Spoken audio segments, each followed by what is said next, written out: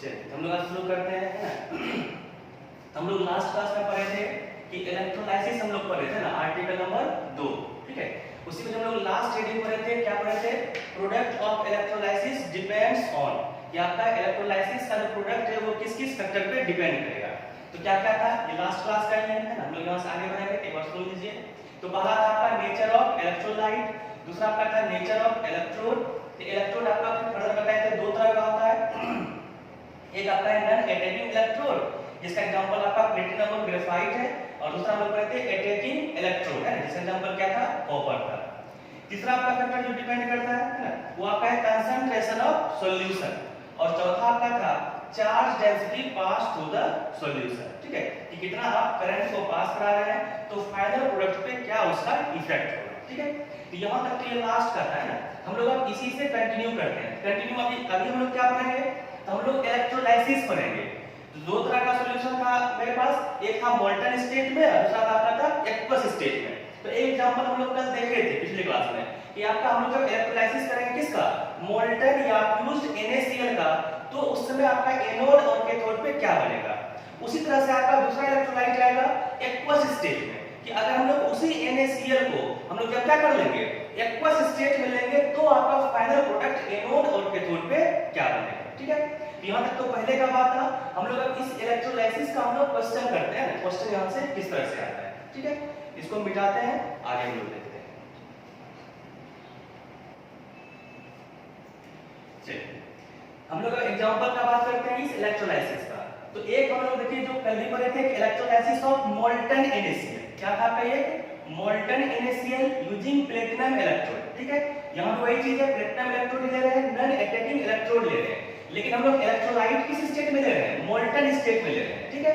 और दूसरा जो एग्जांपल पढ़ेंगे वो आपका है इलेक्ट्रोलाइसिस ऑफ एक्वस NaCl, ठीक है, यूजिंग प्लेटिनम इलेक्ट्रोड। तो इलेक्ट्रोलाइसिस सब चीज तो सेम है, लेकिन हम लोग इलेक्ट्रोलाइट जो लिए हैं, एक हम लोग लिए हैं मोल्टन स्टेट में और एक हम लोग लिए हैं किस स्टेट में, एक्वस स्टेट में। तो दोनों केस हम लोग देखेंगे कि आपका इस इलेक्ट्रोलाइसिस जब करेंगे मोल्टन NaCl का, या इलेक्ट्रोलाइसिस हम जब करेंगे एक्वस NaCl का, तो आपका एनोड और कैथोड पे क्या बनेगा, ठीक है।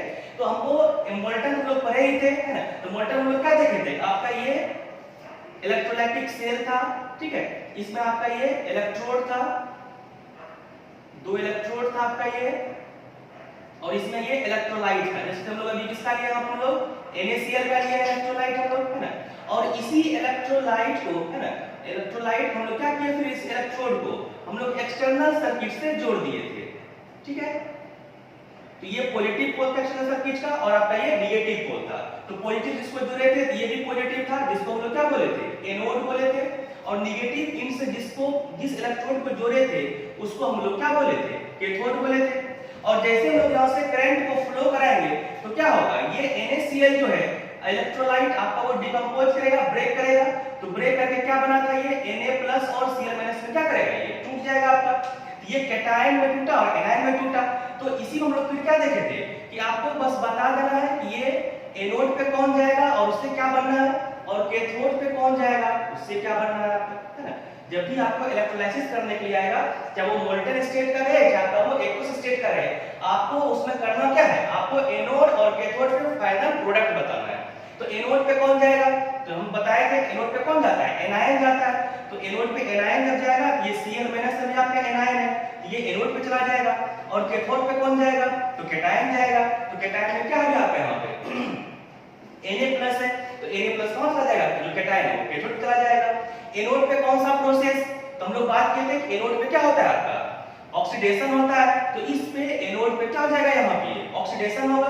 तो इसमें क्या हो जाएगा, ये Cl- जो है पहले वो Cl में जाता था, ठीक है। तो Cl में जब जाएगा तो अपने ये Cl के ऊपर स्टेबल तो होता नहीं है, तो ये क्या हो जाएगा, अपने ये सेकेंडरी चेंज करेगा, प्राइमरी चेंज करके न्यूट्रल हुआ, सेकेंडरी चेंज करके अपने आप को वो स्टेबल किया। तो हम लोग यहाँ पे 2 लगाते थे, तो यहाँ पे कितना चार्ज टोटल हो गया आपका, ये -2, 2 गुना -1, इधर कोई चार्ज नहीं है, है ना, मोलिकुलर फॉर्म में स्टेबल है तो 0 चार्ज हो गया। तो बताइए इसको बस इलेक्ट्रॉन जोड़ के बैलेंस कर दीजिएगा, तो -2 और 0। तो बताए थे कि हम लोग इलेक्ट्रॉन किधर जोड़ते हैं, जिधर आपका पॉजिटिव चार्ज ज्यादा होता है। तो किधर पॉजिटिव चार्ज ज्यादा है, यहाँ पे 0 की तरफ ज्यादा है, कितना से ज्यादा है, तो 2 से ज्यादा है। तो हम लोग इस साइड क्या कर देंगे, 2 इलेक्ट्रॉन हम लोग ऐड कर देंगे, ठीक है। ठीक उसी तरह से कैथोड पे, तो कैथोड पे क्या होता है आपका ये रिडक्शन होता है, ठीक है। तो रिडक्शन में क्या हो जाएगा आपका ये Na+ जो है ये भी अपने न्यूट्रल फॉर्म में जाएगा प्राइमरी चेंजेस करके, तो Na में गया ये इसी फॉर्म में क्या होता है आपका ये स्टेबल भी होता है। तो इधर कितना चार्ज है उसको बैलेंस कर लेंगे, इधर +1 चार्ज, इधर कितना चार्ज 0 चार्ज। तो अब देखिए तो किधर पॉजिटिव चार्ज आएगा, +1 की तरफ ज्यादा, कितना से ज्यादा 1 से ज्यादा, इस तरफ क्या कर दीजिएगा ये इलेक्ट्रॉन को जोड़ दीजिएगा, ठीक है। तो आपका जब इलेक्ट्रोलाइसिस करेंगे मोल्टन NaCl का तो आपका एनोड पे Cl2 गैस आपको रिलीज करेगा और कैथोड पे आपका क्या मिलेगा आपको ये सोडियम मेटल डिपॉजिट करेगा। तो आपको जब इलेक्ट्रोलाइसिस करने आएगा तो बस सिंपल उसका आपको करना क्या है, एनोड कैथोड पे बस यही फाइनल प्रोडक्ट को बना देना है, ठीक है। अब समझिएगा, अब यहाँ पे मोल्टन था उधर आपका ये एक्वस है, तो प्रोसेस तो दोनों में सेम रहेगा, चाहे आपका मोल्टन रहे चाहे आपका वो एक्वस स्टेट रहे, ठीक है। आपको क्या करना है, एनोड कैथोड पे आपको फाइनल प्रोडक्ट को दिखाना है, ठीक है। तो जब आपका यहाँ पे एक मोल्टन स्टेट था तो हम लोग बताया था जैसे मोल्टन NaCl है तो इसमें सिर्फ और सिर्फ क्या प्रेजेंट है आपका ये NaCl प्रेजेंट है, इसमें और कोई दूसरा चीज प्रेजेंट नहीं है। इसी NaCl को हम लोग सिंपल हीट दिए तो मेल्ट कर गया तो आपका वो मोल्टन NaCl कहा गया, सिर्फ उसमें NaCl था। लेकिन जैसे ही हम लोग बात करेंगे अब किसका, ये बहुत ही इंपॉर्टेंट है, एग्जाम में जब भी आएगा आपको है ना, मोल्टन से ज्यादा किसका आता है आपका ये एक्वस स्टेट का जो भी इलेक्ट्रोलाइट है उसका आपको इलेक्ट्रोलाइसिस पूछता है, ठीक है। तो मोल्टन तो सिंपल है, इसमें एक ही तरह का कैटायन मिलता है आपको, जब ये ब्रेक करता है तो एक ही तरह का आपको एनायन मिलता है। लेकिन जब एक्वस NaCl रहेगा तो उसमें क्या होगा, आइए देखते हैं उसको, ठीक है। ये तो पहले भी था, अभी कर लेते हैं इसको।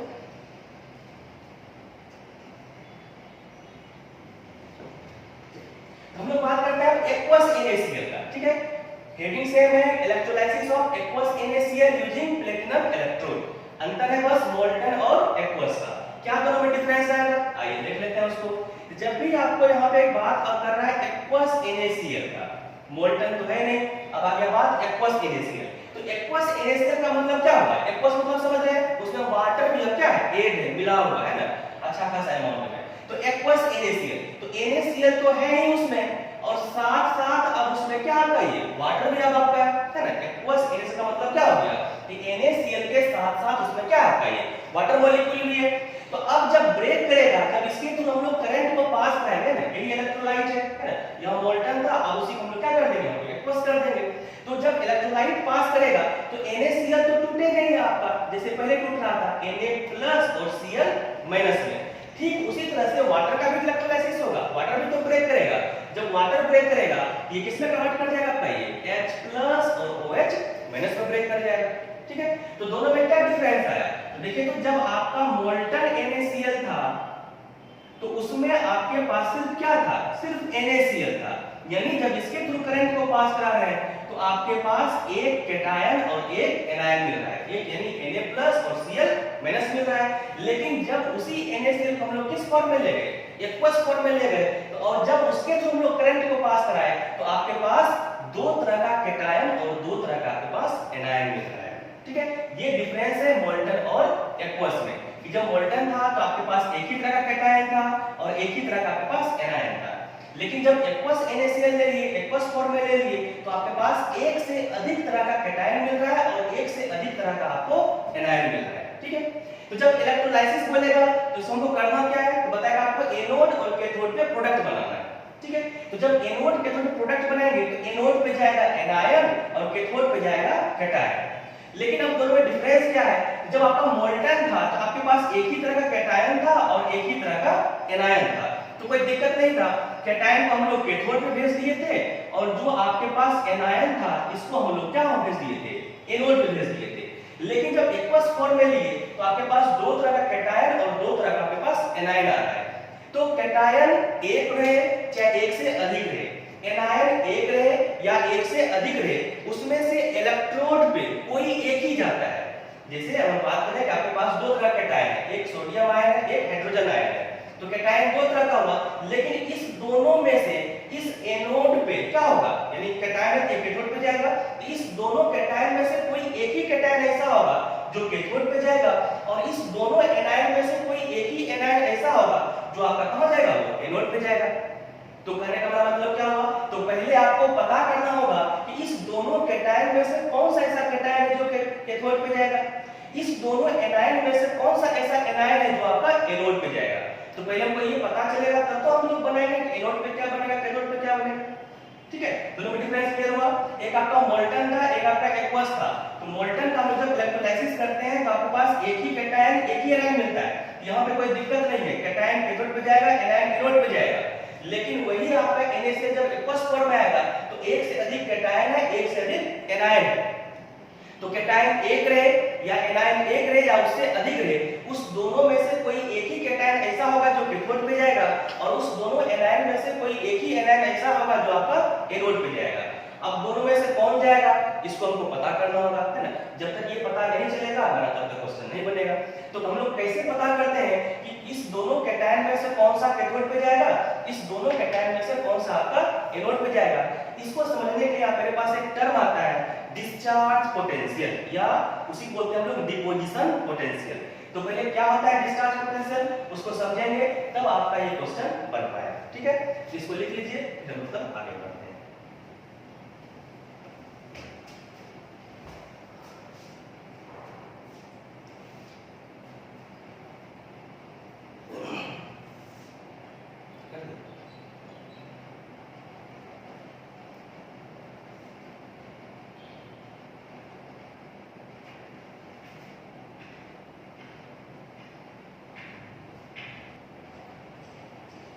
चलिए, हम लोग को पहले बताया भी है ना, आपके पास जब एक से अधिक कैटायन और एक से अधिक एनायन आएगा, और कब आएगा जब आपका कोई भी इलेक्ट्रोलाइट अपने वो एक्वस फॉर्म में होगा, है ना। तो इलेक्ट्रोलाइट जो लिए हैं वो तो रहेगा ही, साथ में आपका वाटर भी आएगा।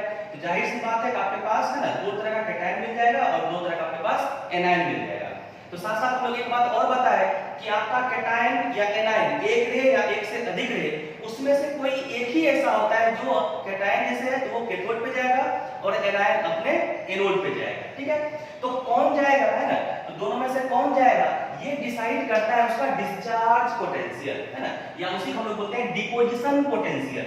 यानी उस जो आयंस था, है ना, उसके पास एक डिफिनिट अमाउंट ऑफ क्या होता है, एक फिक्स्ड अमाउंट ऑफ उसके पास पोटेंशियल होता है। उतना पोटेंशियल उसको मिलेगा तभी आपका वो जो आपका आयंस या एनायंस है, आयंस जो है यानी कैटायन और एनायन जो है वो अपने इलेक्ट्रोड पे जाएगा। ठीक है, तो पहले समझते हैं इसको क्या होता है डिस्चार्ज पोटेंशियल, फिर हम लोग आगे बात करते हैं। तो डिस्चार्ज में होता क्या है, हम लोग देखिए क्या लिखे हैं कि the potential at which ions are deposited on appropriate electrode are called discharge potential. यानी ऐसा पोटेंशियल, है ना, जिसपे क्या हुआ आपका वो जो आपका आयंस है वो अपने एप्रोप्रिएट इलेक्ट्रोड पे क्या हो जाए आपका डिस्चार्ज कर जाए, डिपॉजिट कर जाए, मतलब चला जाए। ठीक है, तो हर एक आयंस का यानी वो कैटायन हो चाहे वो एनायन हो, हर एक कैटायन और एनायन का अपना क्या होता है फिक्स यानी डेफिनेट अमाउंट ऑफ पोटेंशियल होता है।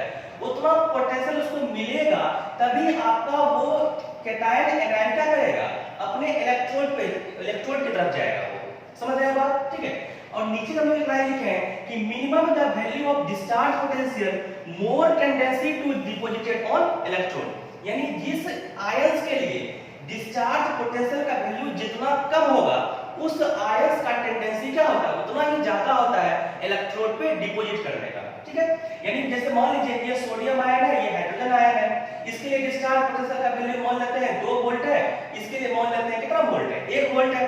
तो दोनों में से कम पोटेंशियल किसको चाहिए, हाइड्रोजन आयन को चाहिए। तो ये हाइड्रोजन आयन का टेंडेंसी क्या होगा ज्यादा होगा आपका उस इलेक्ट्रोड पे जाकर के डिपॉजिट करने का।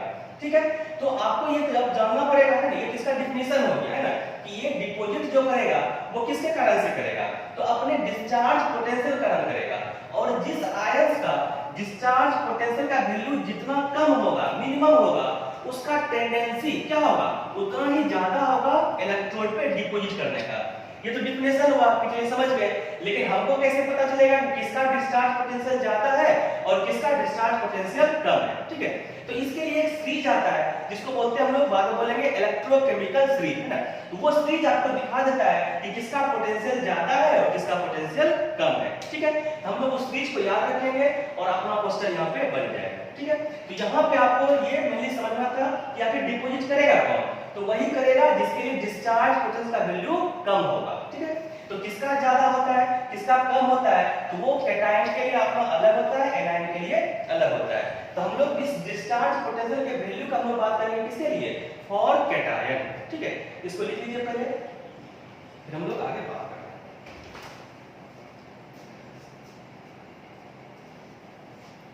यार आज की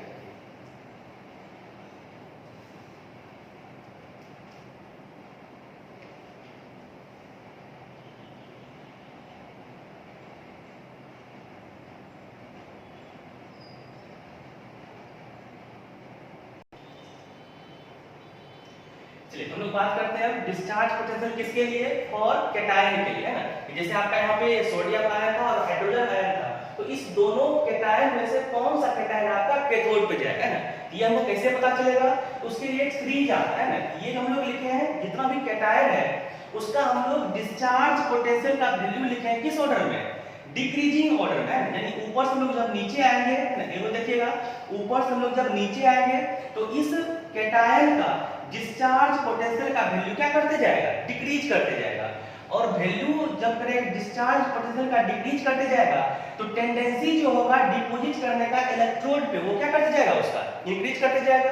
क्योंकि हम लोग अभी कॉन्सेप्ट क्या पढ़े कि minimum the value of discharge potential, maximum tendency यानी more tendency to deposited on electrode. ठीक है, तो आपका ये सबसे ऊपर कौन आता है ना, आपका ये लिथियम आयन है, और सबसे नीचे कौन है आपका ये, है ना, Au+3 आयन है आपका ये। ठीक है, यानी ऊपर वाले का डिस्चार्ज पोटेंशियल का वैल्यू सबसे ज्यादा है और जो सबसे नीचे है उसके लिए डिस्चार्ज पोटेंशियल का वैल्यू उतना ही कम है।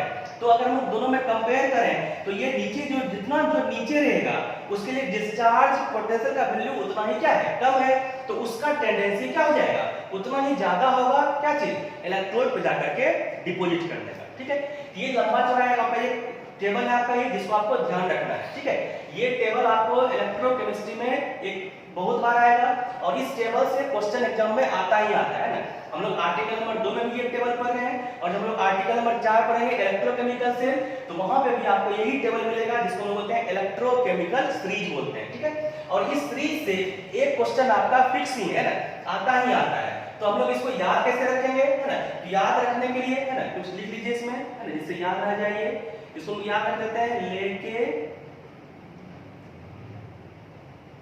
बारात, है ना, इसको हम लोग पढ़ लेते हैं कान्हा, मजे से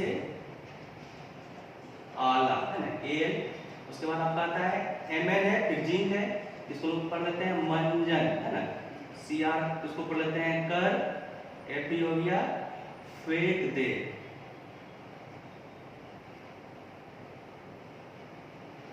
और सीओ हम लोग पढ़ लेते हैं कोई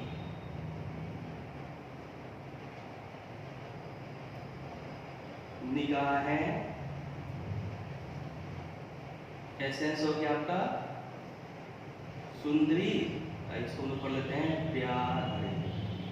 ठीक है, तो ये है ना, लेके बारात कान्हा, है ना, मजे से आला, मंजन कर, फेंक दे कोई, है ना, कोई निगाहें फेंक दे, वहां एक सीडी आता है ना, सीडी, सीओ के पहले लिख लीजिएगा एक सीडी, है ना, तो ये आपका हो जाएगा फेंक दे कोई निगाहें सुंदरी प्यार को। ठीक है, ये हाइड्रोजन जो है इसका हम लोग पढ़ेंगे, ये सबका बॉस होता है इसमें इलेक्ट्रोकेमिकल सीरीज में, हम लोग कुछ भी डिसाइड यहीं से करते हैं।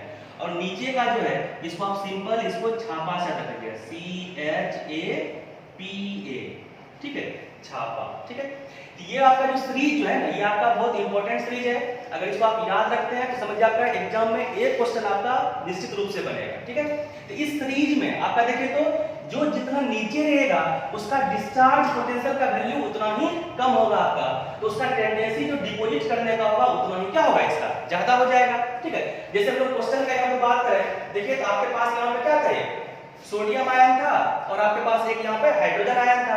अब दोनों में से देखिए तो आप कैथोड पे कौन जाएगा, बस हम लोग इस सीरीज की मदद से देख लेंगे। एक आपका Na+ है, एक आपका H+ है, एक आपका Na+, देखिए तो Na+ यहाँ ऊपर आ रहा है और H+ आपका देखिए यहाँ पे नीचे आ रहा है। तो देखिए तो दोनों में से डिस्चार्ज पोटेंशियल का वैल्यू किसके लिए कम हुआ, निश्चित रूप से H+ के लिए कम हुआ, क्योंकि Na ऊपर है, H+ नीचे है। तो इस दोनों में से Na+ और H+ में से बोले तो कौन सा आपका जो कैटायन है वो कैथोड पे जाएगा? तो जो आपका इस सीरीज में नीचे है, यानी इस सोडियम आयन और हाइड्रोजन आयन में से आपका ये जो हाइड्रोजन आयन है ये कहां चला जाएगा आपका? ये आपका कैथोड पे जाएगा, सोडियम आयन आपका कैथोड पे नहीं जाएगा। ठीक है, ठीक उसी तरह से एनायन का भी बात आता है ना, तो हम लोग इसी तरह नीचे हम लिख देते हैं फॉर एनायन के लिए। ठीक है, एनायन में से किसका डिस्चार्ज पोटेंशियल ज्यादा होता है, किसका आपका कम होता है। इसका बहुत छोटा सा सीरीज है, SO4 - 2 आयन सल्फेट आयन है ना, NO3 - OH - Cl - Br और आपका यहाँ पे I-। ठीक है, लास्ट वाला कौन सा चीज है इसको याद कीजिएगा, CbI से। ठीक है, क्लोरीन आयन, ब्रोमीन आयन और आयोडाइड आयन। ठीक है, तो एनायन में भी ये हम लोग ऑर्डर ही लिख दिए हैं ना, इससे इसका कम, इससे इसका कम, इससे इसका कम और सबसे कम आयोडाइड आयन का हो गया। तो देखिए, तो एक आपके पास एनायन की अगर हम बात करें, एक आपके पास Cl- आयन है, एक आपका OH- आयन है। तो इस सीरीज में देख सकते हैं एनायन का जो सीरीज लिखे हैं, एक OH- आयन, एक आपका कौन है आपका ये Cl- आयन। तो जिसके लिए डिस्चार्ज पोटेंशियल का वैल्यू कम है तो ऑर्डर में लिखिए इसको, OH से कम है किसका, Cl- का है। ये Cl- बोलिए कहां चला जाएगा आपका, ये आपका एनोड पे चला जाएगा, एनायन है तो एनोड चला जाएगा, तो Cl- आपका एनोड चला जाएगा और ये OH- आयन जो है आपका एल्डिज आपका इलेक्ट्रोलाइट में रहेगा, वो सॉल्यूशन में रहेगा आपका। ये समझ गए बात? ठीक है, तो ये आपका जब एक्वस रहेगा तो बताया आपको निश्चित रूप से आपके पास दो कैटायन और दो एनायन आएगा। ठीक है, तो दोनों कैटायन में से आपके पास कौन जाएगा इलेक्ट्रोड पे, डिसाइड कौन करता है आपके पास एक टर्म आया डिस्चार्ज पोटेंशियल। तो कैसे पहचानेंगे कि दोनों में से कौन जाएगा? तो वही लोग सीरीज लिखे हुए हैं, तो कैटायन का अलग अपना सीरीज है और एनायन का अपना सीरीज है। तो जो आपका यहाँ पे ना कैटायन में जो इस सीरीज में सबसे नीचे रहेगा, दोनों में से जो नीचे रहेगा वो आपका कैथोड पे जाएगा, और एनायन में भी ये सीरीज लिखे हुए हैं जिसका वैल्यू कम रहेगा आपका वो एनोड पे जाएगा। ठीक है, अब इसका हम लोग फाइनली प्रोडक्ट बना देते हैं, देखिए कितना आसान है। ठीक है, इसको पहले लिख लीजिए, तो हम लोग इसके प्रोडक्ट का हम लोग बात करते हैं।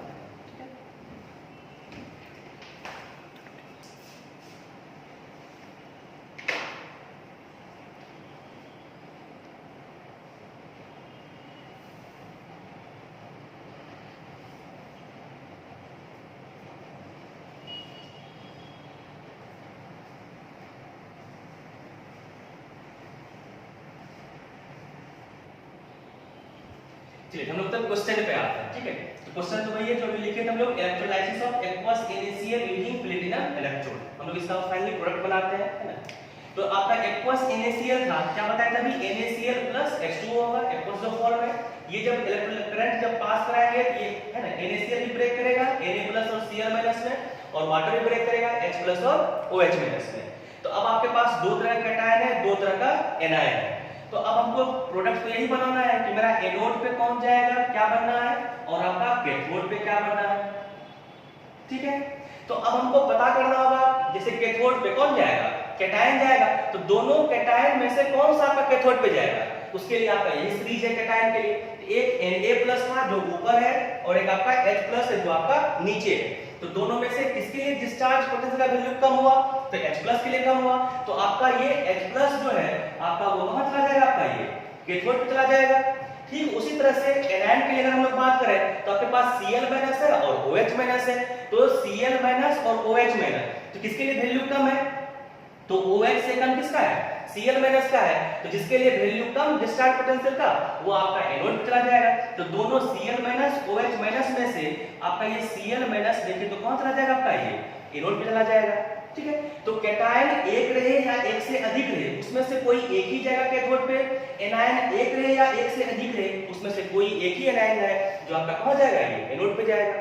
समझ रहे हैं बात को? ठीक है, यही यहाँ का मेन कॉन्सेप्ट था। अब प्रोडक्ट बनाना है, तो एनोड पे जान रहे हैं ऑक्सीडेशन करेंगे, कैथोड पे हम लोग जान रहे हैं रिडक्शन कर देंगे, तो कर दीजिए आपका प्रोडक्ट बन जाएगा। तो ये एनोड पे देखें तो Cl- है, तो फिर वही बात एनोड पे क्या हो जाएगा आपका, ये ऑक्सीडेशन हो जाएगा। तो Cl- से किस में जाएगा, ये पहले Cl में जाएगा फिर Cl2 होगा। बैलेंस करने के लिए हम लोग यहाँ पे 2 लगाएंगे, फिर से वही बात, इधर चार्ज -2, इधर चार्ज आपका 0, फिर 0 ज्यादा हो गया 2 है ना, कितना इलेक्ट्रॉन से, 2 इलेक्ट्रॉन से। तो हम लोग क्या करेंगे, इस हम लोग 2 इलेक्ट्रॉन को जोड़ देंगे। ठीक उसी तरह से कैथोड पे देखिए H+ है, तो H+ भी क्या होगा, न्यूट्रल फॉर्म में जाएगा प्राइमरी चेंजेस करके। है ना। और कैथोड पे होना क्या है, तो कैथोड पे क्या हो जाता है आपका, ये रिडक्शन हो जाता है। तो H प्लस से पहले H में जाएगा, न्यूट्रल हुआ, उस पर स्टेबल तो होगा नहीं, ये भी क्या करता है आपको, ये H2 करता है, है ना, गैसेस फॉर्म में रहता है। इधर भी बैलेंस करने आपको 2 लगाना पड़ेगा। इधर कितना चार्ज हो गया आपका, ये +2, इधर कितना चार्ज हो गया 0।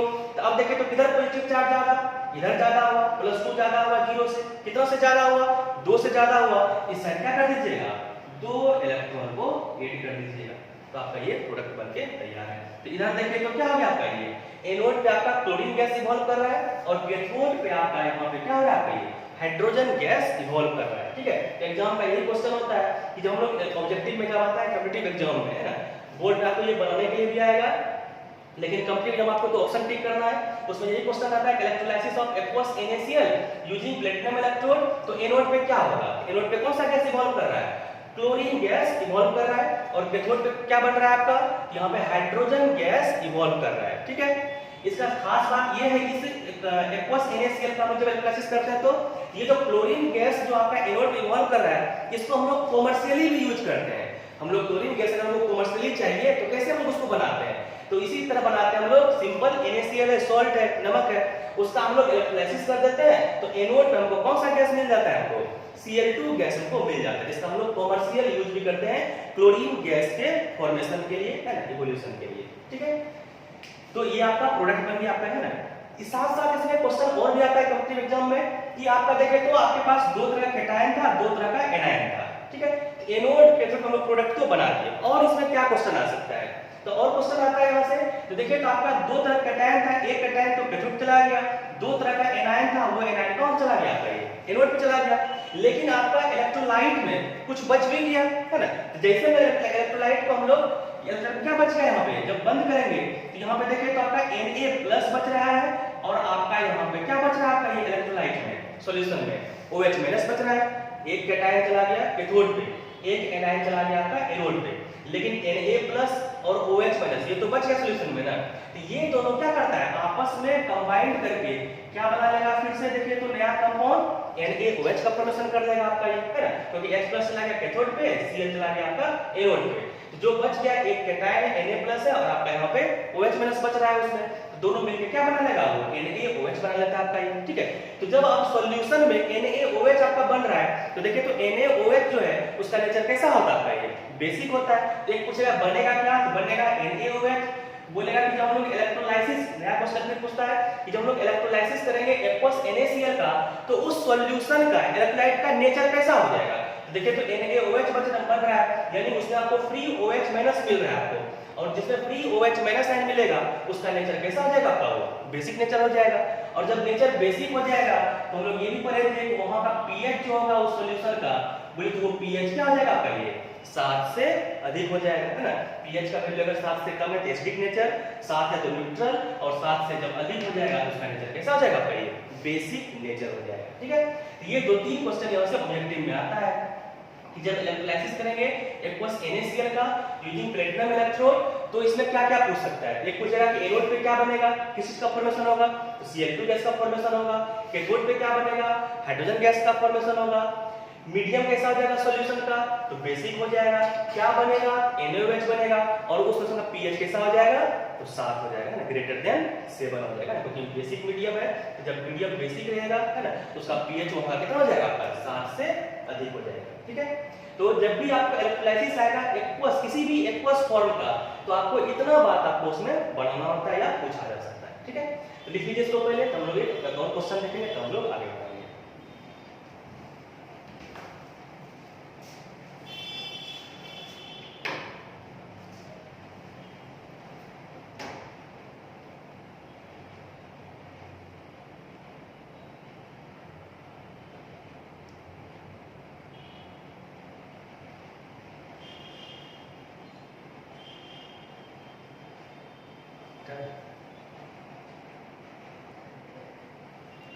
चलिए हम लोग अब देखते हैं नेक्स्ट क्वेश्चन, है ना।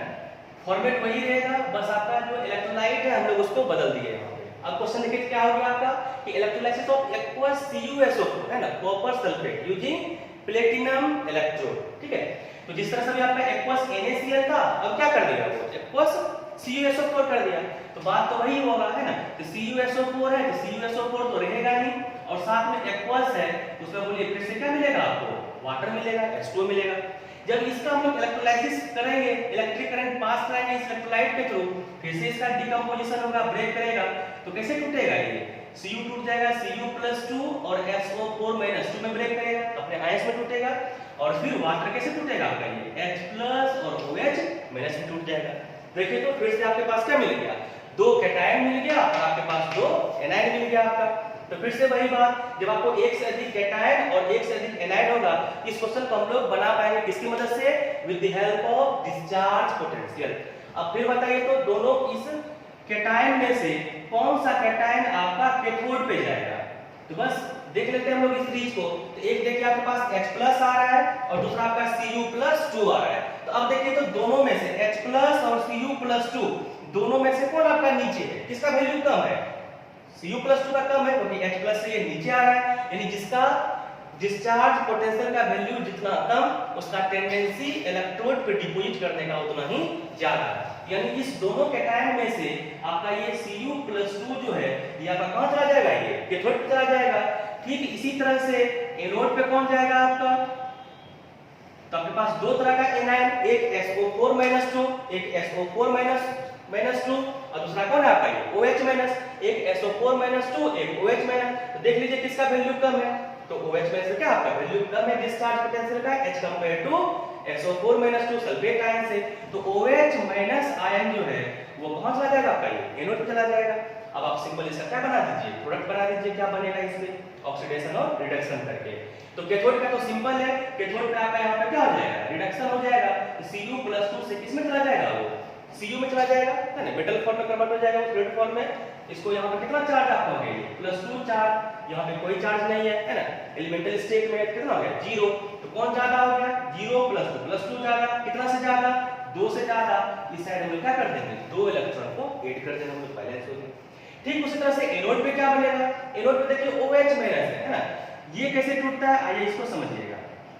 तो OH- आयन जो ब्रेक करता है ये टूटता है आपका H2O और O2 में, यहाँ पे ऑक्सीजन गैस रिलीज करता है, इवॉल्व करता है, ठीक है, इसको ध्यान रखिएगा। ये OH- से इसको OH में कर दीजिएगा, ठीक है, ये OH- ब्रेक करता है किसमें, H2O+ O2 ब्रेक करता है। इसको बैलेंस करने में कर दीजिए, यहाँ पे हाफ O2 कर दीजिए, यहाँ पे 2 लगा दीजिए, तो आपके पास 2 ऑक्सीजन और 2 हाइड्रोजन हो जाएगा। तो 2 हाइड्रोजन हो गया, एक यहाँ पे ऑक्सीजन हो जाएगा, हाफ कर दिए, 2 कट जाएगा, एक यहाँ ऑक्सीजन और एक यहाँ पे ऑक्सीजन।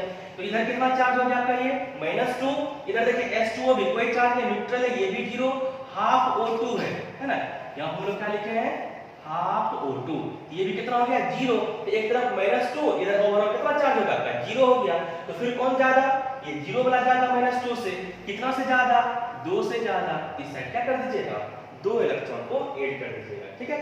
जब भी OH- आएगा एनोड पे, इसका हम लोग क्या कर दिए, देखिए ऑक्सीडेशन कर दिए, नेगेटिव से O2 में कन्वर्ट किया, ये 0 में चला गया, चार्ज बढ़ गया इसका, ठीक है। तो OH- से OH नहीं कर दीजिएगा, इसको ध्यान रखिएगा, ये OH- से कन्वर्ट होता है, ये H2O+ O2 में ये कन्वर्ट करता है आपका, ठीक है।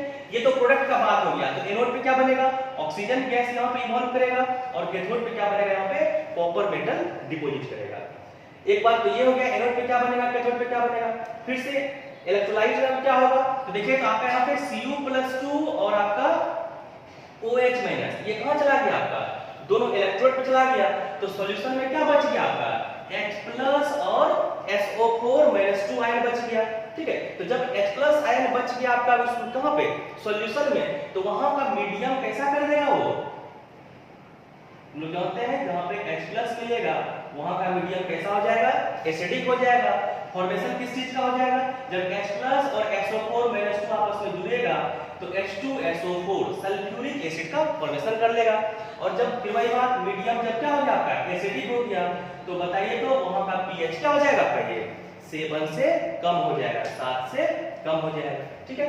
तो यही आपका क्वेश्चन है, फिर से वही बात है ना, फॉर्मेट सेम है, आपका बस क्या करेगा, वो इलेक्ट्रोलाइट को चेंज करेगा, कभी NaCl लिए, कभी CuSO4 लिए, कभी आपको AgNO3 हो जाएगा, है ना। एक्सरसाइज कीजिएगा, है ना, मिलेगा क्वेश्चन। तो सब फॉर्मेट यही है कि जब भी एक्वस फॉर्म में रहेगा तो जो इलेक्ट्रोलाइट है वो प्लस H2O होगा, दोनों अपने अपने आयंस में टूटेगा, एनोड पे क्या बनना है, कैथोड पे क्या बनना है, कौन कैटायन जाएगा, तो आपको कौन बदल करेगा, डिस्चार्ज पोटेंशियल कैटायन के लिए भी है और आपका ये एनायन के लिए भी है, ठीक है।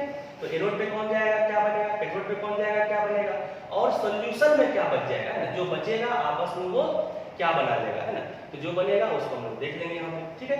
तो यही यहाँ से क्वेश्चन आता है, अभी तक जो पढ़े उसमें आपको क्वेश्चन इसी तरह से आएगा, ठीक है। इसको लिख लीजिए, हम लोग यहाँ से अब आगे बढ़ते हैं।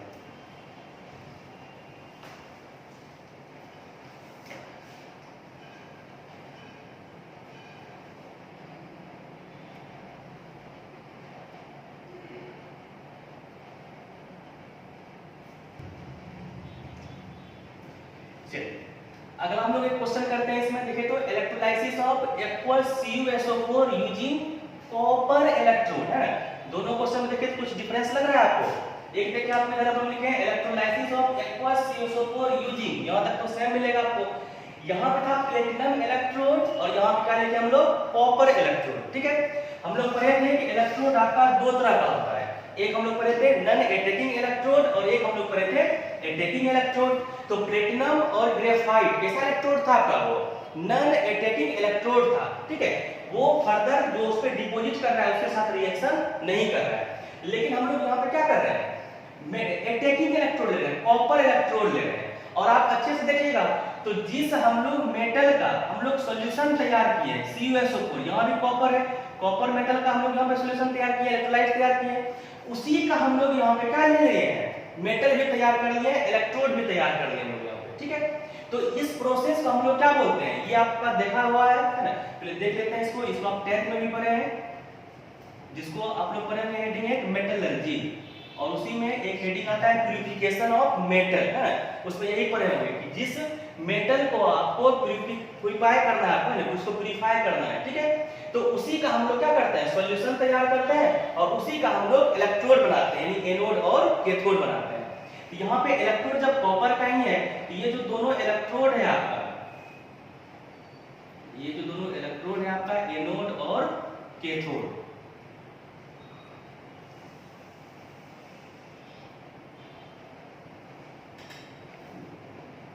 ये किसका बना हुआ है आपका, ये भी आपका कॉपर का ही बना हुआ है ना, ये भी आपका कॉपर का ही बना हुआ है। और सॉल्यूशन जो लोग लिए हैं किसका लिए हैं, इसी मेटल आयन का लिए हैं, CuSO4 का लिए हैं। तो जब इसके थ्रू हम लोग करंट को पास कराते हैं,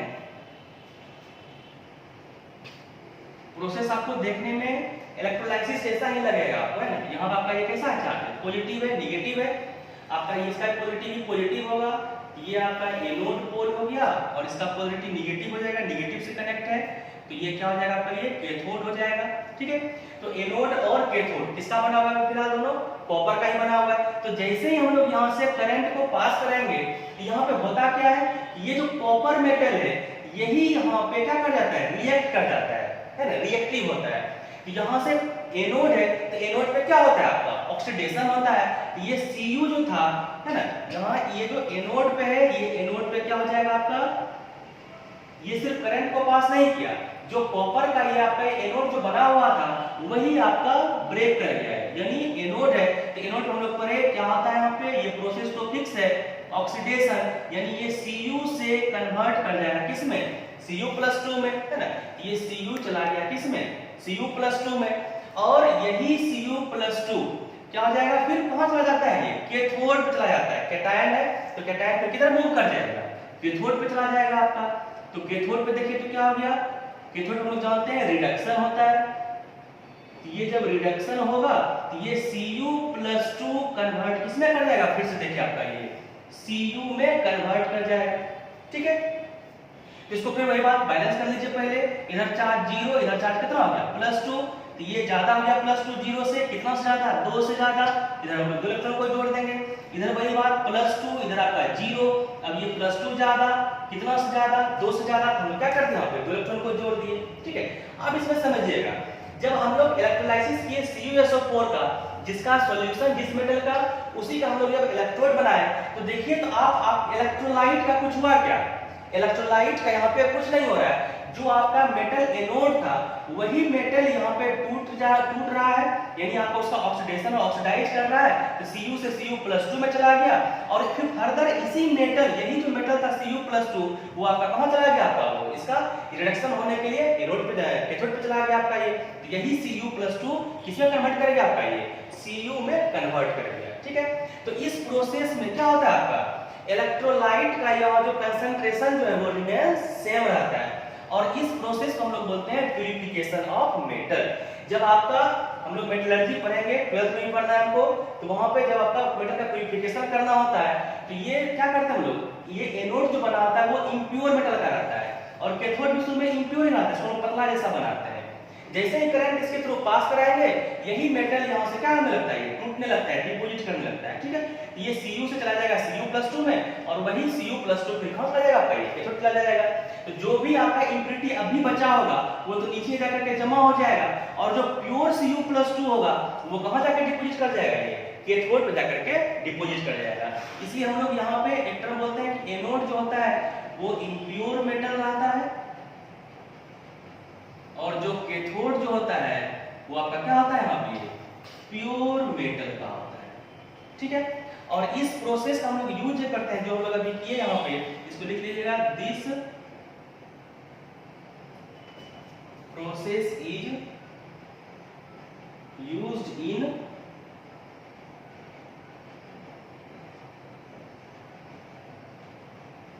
प्यूरिफिकेशन ऑफ मेटल, है ना।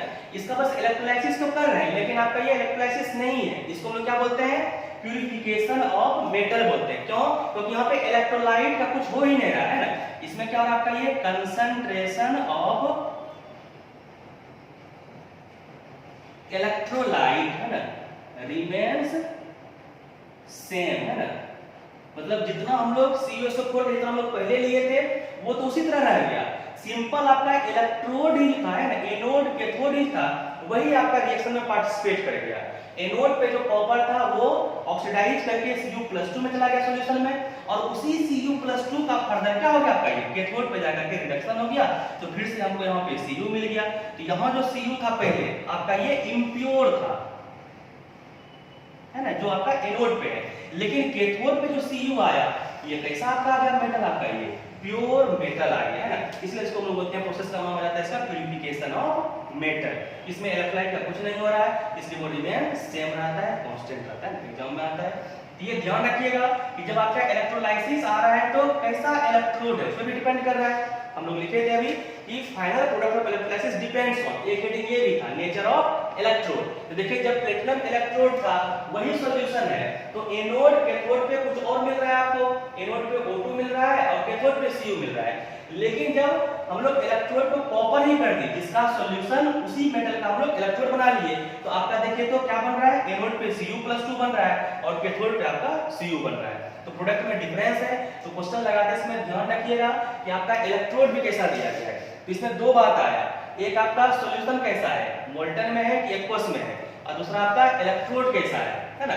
एक नॉन एटॉमिक इलेक्ट्रोड है, यानी प्लेटिनम या ग्रेफाइट का है, कि आपका जिस मेटल का सॉल्यूशन बनाया है उसी का आपका इलेक्ट्रोड बनाया है, ठीक है। तो इसको ध्यान रखिएगा और इसी तरह से इसका प्रोडक्ट बनाइएगा, ठीक है। तो आज के लिए इतना ही। तो यहाँ तक जो हम लोग पढ़े हैं, इसको बोलते हैं हम लोग क्वालिटी एस्पेक्ट ऑफ इलेक्ट्रोलाइसिस। हम लोग अभी यहाँ पे वैल्यू का बात नहीं किया किसी का, है ना, कि कितना ग्राम लिए, क्या बना। हम लोग अभी सिंपल देख रहे थे क्या बन रहा है, एनोड पे क्या बन रहा है, कैथोड पे क्या बन रहा है, कौन सा हम लोग इलेक्ट्रोलाइट लिए, कौन सा हम लोग इलेक्ट्रोड लिए, हम लोग इसी सब का हम लोग बात कर रहे थे। लेकिन हम लोग अगले क्लास में जो बात करेंगे, हम लोग वो बात करेंगे क्वांटिटेटिव एस्पेक्ट ऑफ इलेक्ट्रोलाइसिस। मतलब हम लोग वहां पे अब न्यूमेरिकल टर्म का वैल्यू हम लोग ऐड करेंगे, वैल्यू देखेंगे, है ना, कि जैसे करंट है ना, तो कितना करंट हम लोग पास कराए, कितना वेट डिपॉजिट करेगा। हम लोग अगले क्लास हम लोग न्यूमेरिकल टर्म का बात करेंगे, ठीक है, कितना करंट पास कराए, कितना वेट डिपॉजिट किया, है ना, यही सब हम जब बात करेंगे तो उसको बोलते हैं हम लोग क्वांटिटेटिव एस्पेक्ट ऑफ इलेक्ट्रोलाइसिस। तो अभी तक जो पढ़ रहे थे वो पढ़ रहे थे हम लोग क्वालिटी एस्पेक्ट ऑफ इलेक्ट्रोलाइसिस, ठीक है। तो हम लोग अगला क्लास में शुरू करेंगे हम लोग क्वांटिटेटिव एस्पेक्ट ऑफ इलेक्ट्रोलाइसिस, जिसमें आपका फैराडे लॉ सब आएगा, ठीक है। तो आज के लिए इतना ही, ठीक है। इसमें जो भी डाउट होगा पूछ लीजिएगा, ठीक है। आज कर देते हैं।